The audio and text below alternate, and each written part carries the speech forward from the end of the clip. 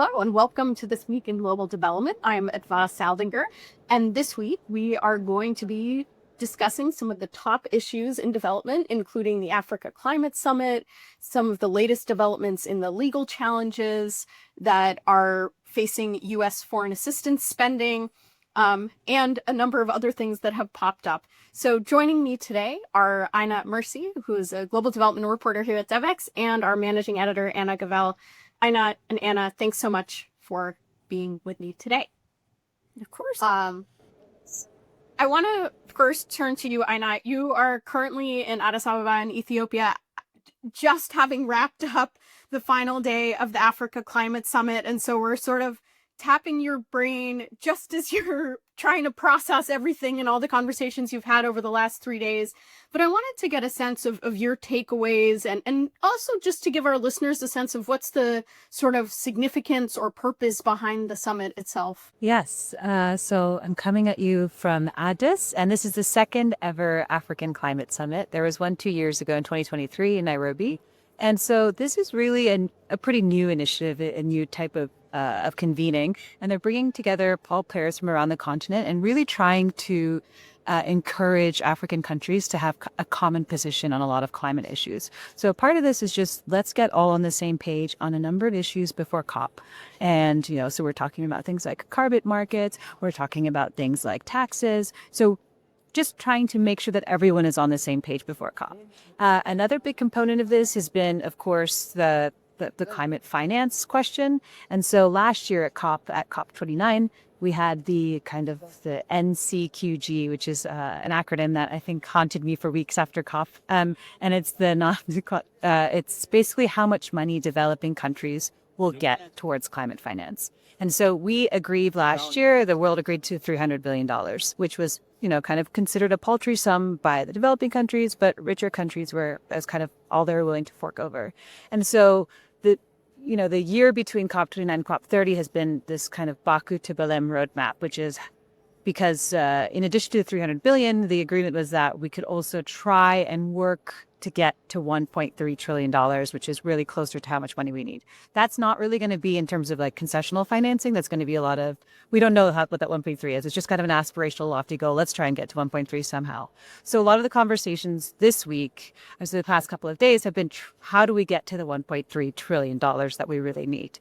And so some of the conversations about this have been on carbon markets. I went to a couple of sessions that were every carbon market session I went to was just absolutely packed with participants. Everyone is dying to figure out how they work, how they can work for Africa. So that was a really, really well attended kind of subject matter area.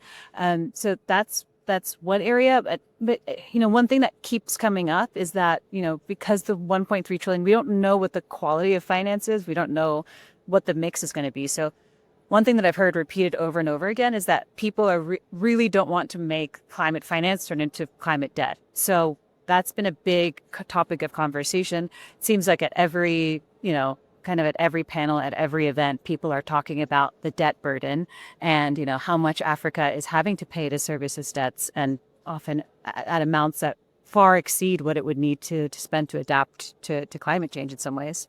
So we're trying to a lot of the conversation is just trying to figure out how could we have innovative ways to attract capital so that Africa can adapt, but without necessarily taking on more debt. Do you get the sense that these conversations are more aspirational, or are they rooted in sort of the current political and economic reality? And one of the reasons I ask is because we haven't really seen carbon markets, for example, deliver sort of perhaps there's been a lot of uncertainty in the markets in terms of how things would be regulated, how pricing would work, ensuring the quality of projects, et cetera, and ensuring also that local communities actually benefit from the sale of carbon credits. So I'm sort of curious about that question. How much of this is aspirational, here's what we wish would happen, versus sort of in the reality that we're facing today? Yeah, I think that carbon credit conversation is still pretty lofty. I mean, I went to a conversation where the CEO of AUDA, NEPAD was talking about, carbon markets could create it could generate $100 billion annually, create 30 million jobs on the continent by 2050. So we're kind of talking at these really, really big aspirational best case scenario levels. But at the same time, she was also talking about how they're working on building a continent-wide coordinating mechanism for carbon markets. And so they're trying to create a document right now to articulate the continent's vision. So that's in the works, but I guess a step towards kind of making sure that countries are on the same page and maybe they can actually, ensure like the integrity of carbon markets and that communities are actually getting something back. We're expecting that to launch at COP30, according to President. So there are some concrete steps being taken, but in terms of actual monetary value now, it's not really happening yet. But there were some, there was actual money that was being pledged at this conference. And so there was probably the biggest one was this coalition of a bunch of financial institutions. So we had the African Development Bank, Afrexim Bank, Africa Finance Corporation, and a few other players. They pledged $100 billion in new commitments. And this is a continuation of the Africa Green Industrialization Initiative that was started in Nairobi in 2023 at the last summit. But this is $100 billion of new financing towards green industrialization. And so what they kept saying was that they're really hoping that this $100 billion would also help catalyze further investment from the private sector. And they're looking at things like critical minerals, of course, and battery manufacturing. And so we did see people really putting their money where their mouth was. And so you mentioned this sort of new commitments as a follow-on to the prior initiative. Does that mean that the sort of initial couple years of this initiative, they've actually been able to deploy the initial capital into these types of green industrialization projects? Do you get a sense that it's sort of succeeding and now they need to put more money in? I get a sense that it's still kind of too early to tell, although it's been 2 years, that some of it is succeeding and that people are happy with it. We're seeing a lot more. We are seeing a lot more activity and investment on green industrialization, especially. I think that's kind of been a buzzword.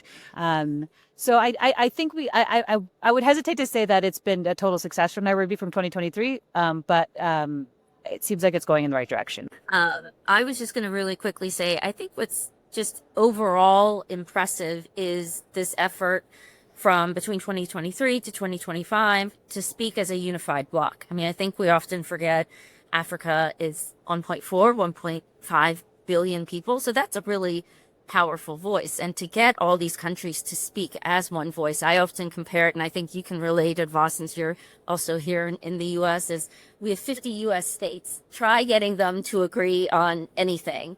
And so, just the progress and just the fact that this summit is taking place, this is the second one ahead of, COP. I was just going to point out, and I think that's an achievement kind of in and of itself, really. Yeah, absolutely. And we're seeing this this emerging leadership of Africa in anything climate conversations. And I was just at a session earlier today with Rachel Kite, the UK climate envoy, and she said, we have African leadership, not only for the African continent, but for the rest of the world. And I thought that was really interesting that she said that. And also I had a similar conversation with Mukhtar Babayev, the president of COP29 in Azerbaijan last year. But he's also saying, a lot of these countries are really emerging, especially Ethiopia and Kenya, with these really strong vocal leaders on things like climate. It's not just climate leadership in the continent that we're seeing from these guys. It's potentially global leadership as well. Yeah, and I think that dovetails with what I was going to ask, which is sort of what's next? Are there sort of key points that then have emerged from this summit that African leaders are going to take into COP? Do we think we'll see more African climate summits down the road? How has it sort of galvanized the opinion? Because I imagine there are still some differences when it comes to climate on the continent as well, right? As Anna said, it is a challenge. Yes.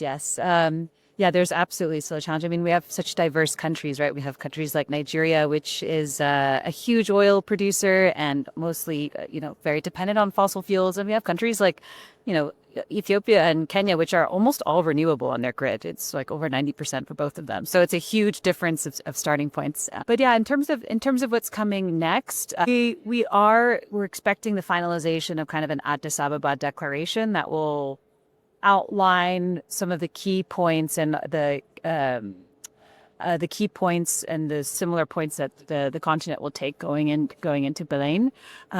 Also in Baleine, we'll be looking at, the formalization of some of these carbon market questions. So with the launch of that AU-led document, the NetPath-led document, I think we'll see a little bit more structure coming from the carbon markets. So I think we're all kind of looking towards Baleine now. But also kind of as an interesting aside, one thing that I've learned from conversations here is that it's very difficult for people to get there from here. It's very expensive, the flights, the logistics, et cetera. And so that'll also be kind of a question as to kind of what participation in COP30 looks like from the African continent. I know folks are really trying to go, but from some countries, it's proving to be a little bit hard. That's such an interesting point because, representation being there matters in these debates and in these conversations, but the logistics, I mean, it seems like a COP that has some logistical challenges on its own, and then you add in the complications of this travel. Well, Aina, thank you. And we'll look forward to, what more there is to come from your coverage there. I know one other thing I just wanted to chat with you quickly about. I know you had a conversation with the African Development Bank about their upcoming ADF replenishment. And I think, that's something that a lot of people have questions about. We're in a pretty challenging environment for replenishment. And in that conversation, a couple really sort of key interesting points emerged about how ADF is trying to adapt and evolve in this moment. And I wonder if you could just tell us a little bit about that. Yeah, so one thing that we've known for a little while is that ADF was going to go to capital markets, or was wanting to, rather. It's still in the process of trying to get that approval. So that itself, we've been kind of eyeing that. One thing that I learned from a bank representative was that they've now managed to secure about 2/3 of shareholder votes, and they need 67% to be exact, and they need 75% of shareholder votes in order to have that go forward. So they seem pretty confident and optimistic. They're pretty close to getting that. And so if they're able to go to capital markets, that will allow the ADF to raise an additional $5 billion per 3 years, it's on a 3-year replenishment cycle, which would be a really big deal. So they're really pushing for that, and they're really optimistic about their ability to do that. Another thing that I learned from a conversation, which, that's this, and she emphasized, the Red Cross representative emphasized that it's still in discussions, but they're looking at how can non-sovereigns get involved with the ADF. So these are just, the FDB was created a long time ago, right? It's over 50 years old. So some of the rules that apply to that institution might not necessarily apply to some of the younger institutions, which might not have so many safeguards around things like non-sovereigns participating or going to capital markets even. So they're looking at, how do we potentially work with organizations, with philanthropies, with people who have a lot of money to spend, but might not necessarily give them voting rights, but what else could we give them that could entice them to participating? So that was another conversation. And also, of course, the expansion of also sovereigns. So with the new president that we have, the FDP president that they have, Sidi Ould Taf, one of the things that was really attractive to him, to some voters, was that he had really strong ties with the Gulf. And so right now, we only have Saudi Arabia and Kuwait who are members of the FDB from within the Gulf. So will we see that expanding from countries like UAE, et cetera? Maybe. And he's also looking to countries beyond the Gulf as well to join. Yeah, so it does sound like they're trying to sort of lean into creativity and making some changes to try to get to that goal that they have of making this the biggest ADF replenishment they've ever had. And just one note, this idea of, the most concessional arm of a development bank going to the markets isn't new. The World Bank's IDA does this. But it hasn't been without its challenges, right? I think one of the concerns is that it's made capital maybe more expensive for some of the IDA borrowing countries, right? Because and I think what's true for ADF is that money is grant money today, which is really important in the context of indebtedness, et cetera. So how does that change? Does the funding become slightly more expensive if you go to capital markets? So I think it will be an interesting balancing act. I know it's been one for IDA. And so if they get this approval, I think the ADF will also, the African Development Fund will also have to try to find the right balance between sort of pricing, concessionality, grants, et cetera, and being able to draw this money from the capital markets. Anna, I want to turn to you, because one of the other big developments this week is that we have seen sort of a lot of back and forth in the legal challenges that some of the big implementers have brought against the Trump administration for foreign aid spending. And it's been sort of an interesting moment and something we anticipated, right? But this week, we saw the case actually go back to the Supreme Court. The administration challenged a lower court ruling and went to the Supreme Court and asked them to consider it. And this is really a bigger story than just this one case. The underlying issue is really challenging, who has power over appropriating money in the United States and spending, and is it the executive branch or is it Congress? And so I think it's a really interesting moment, but I'm hoping you can give us a little bit of an update on where things stand with some of those legal challenges and what we know right now. Sure. And you know quite a bit about it because you've also been writing about it as well. I kind of call it the legal ping pong. And it's been a relatively long running saga. I mean, it started in one of the main cases started in February, shortly after the freeze. But yes, yesterday we just got word from Supreme Court Chief Justice John Roberts. He issued an administrative stay, which is basically a pause on, like you mentioned, the lower court ruling, which ordered the Trump administration to pay billions of dollars, and I believe it's $4 billion, the $4 to $5 billion. I've heard both figures in foreign aid money that's already, like you said, been appropriated by Congress. It's part of this longstanding battle, and like you said, it has wider implications because it's really about ultimately who has the final say on government spending. Is it the executive, i.e. the White House, or the legislative branch, Congress, which traditionally does hold the so-called power of the purse.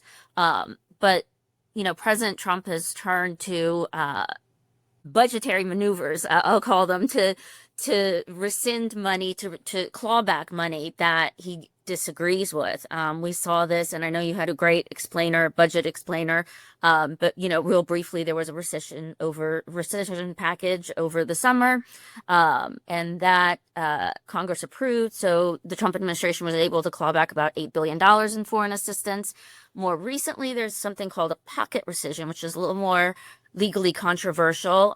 It's dealing with about $4 billion in foreign assistance, but the package is submitted so close to the end of the fiscal year that the money may expire anyway, with or without Congress's input. So the legal battle, I mentioned that because it kind of goes back to the legal battle of the billions that are in question, and the administration is arguing that you can't, this pocket rescission package is being debated, is being considered by Congress. So we can't be compelled at the moment by a lower court to pay this $4 billion. And, I think, again, the biggest thing to it, and in terms of logistics, there is supposed to be, I believe, the challengers are supposed to file a brief Friday, and the Supreme Court could issue a ruling as soon as next week. And this is really highly anticipated because, like you said, this is not just about foreign assistance, it's about government spending. And to me, what's really interesting is foreign aid was one of the initial, if not the very first target of budget cuts for the Trump administration. And so we're seeing this come a bit full circle where the legal ramifications of that are really going to set the tone for this broader discussion and hugely consequential discussion, because then, you're talking government spending, you're talking a whole lot more money than just the billions that are involved in foreign assistance. Yeah, and I think one of the things is, traditionally a rescission is an instrument that the government often uses actually when it has money that it can't it's not something that's out of the norm, though perhaps it's been used more in this administration or at higher volumes than we've seen sometimes in the past. But I think the difference with this pocket rescission is that traditionally in a rescission, Congress has 45 days to respond.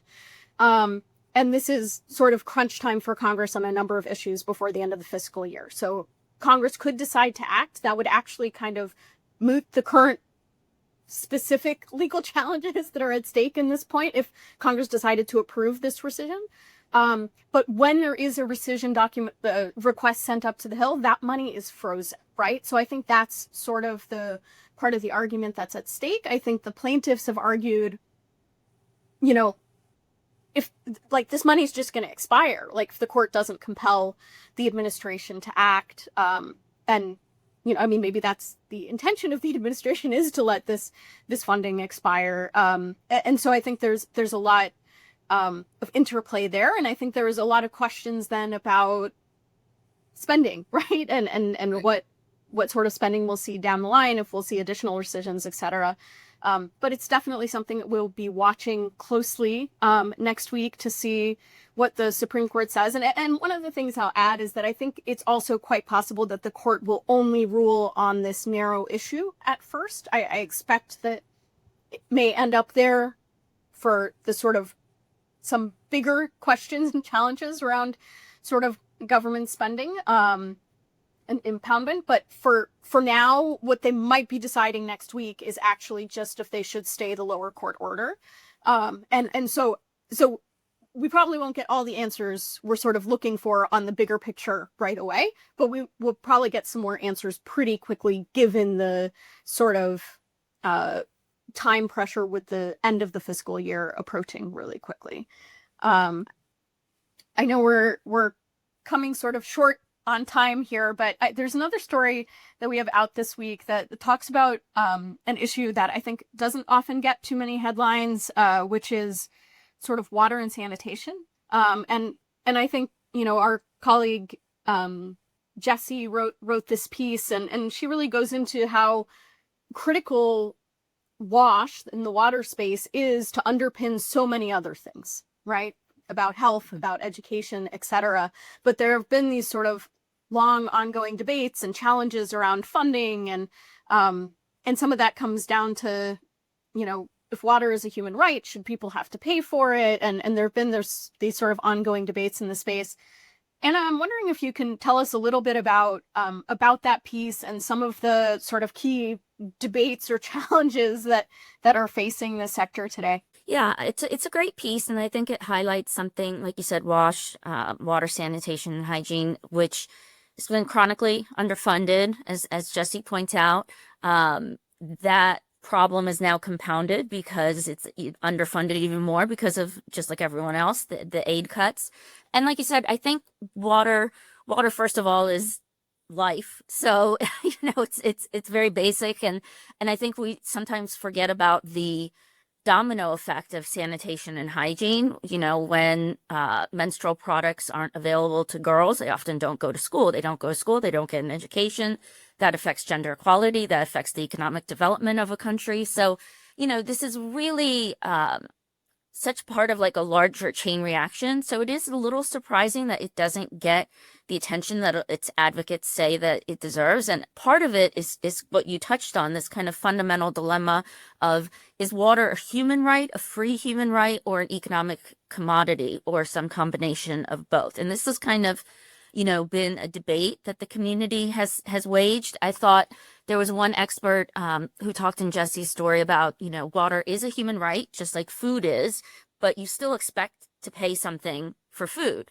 So, but then on the flip side, you know, poor households can't necessarily pay for it, even though the data actually shows that the poor pay the most for water service. Governments often don't pony up the money. The private sector investment has always been lagging in this sector. You know, now everyone is looking to the private sector, to philanthropies, to MDBs, to plug the aid gap that we currently have. But, you know, I think that WASH is kind of unique. It's like, how do you, and you know quite a bit about this, you know, how do you invest in something? Should you invest in the infrastructure? Should you, as one other expert pointed out, is it institutional change? You know, you've had countries that have really made a push, like Singapore did in 1970s, to have, you know, eliminate a lot of waterborne diseases, and they successfully did that. So there's also, it's not just about private sector investment into infrastructure, it's about willpower.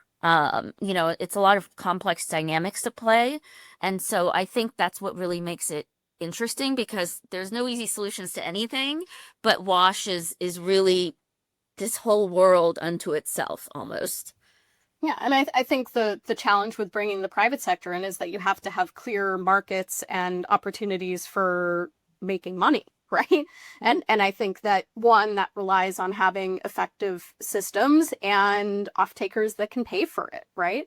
And so there, I also was struck by the fact that, some of the poorest households actually pay the most for water, and I think that presents a real challenge. And it made me think of a story I wrote very early in my career, almost 20 years ago, when I was interning for a newspaper in Johannesburg in South Africa. I did a piece about essentially about water rights. There, they had a system that was sort of pay as you go water. You had to pay up front, then you got X amount of water for the month. Once your money ran out, the water would no longer flow. And what we saw in one case in that community was a fire, and the devastating impact of not having water because of this sort of financial structure around it. And so I think that sort of highlights some of these questions that we're grappling with, right? What is the right sort of financial model that respects the sort of human right of water, but also creates an infrastructure that the private sector can rely on and brings them into the conversation. So definitely some challenges there, but I think also space for innovation, right? I think that there could be opportunities there. So we'll see what sort of proceeds.